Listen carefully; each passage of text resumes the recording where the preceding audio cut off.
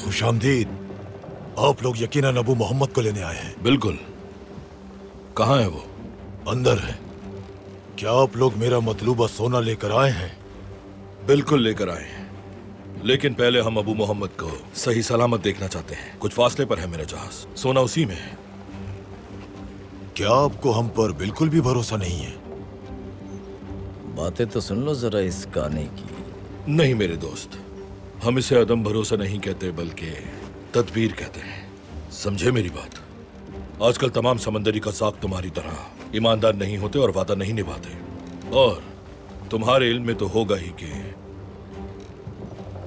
समंदर के लोगों को तुर्कों ने बहुत परेशान किया है, इसलिए एहतियात जरूरी है। ठीक कहा आपने। बदबख्त तुर्कों ने हमें खत्म करने की कसम खा रखी है, लेकिन मैंने भी एक कसम खाई है, मेरी मौत किसी तुर्क के हाथों नहीं होगी। तुर्कों के बजाय मैं शैतान के हाथों मरना पसंद करूंगा।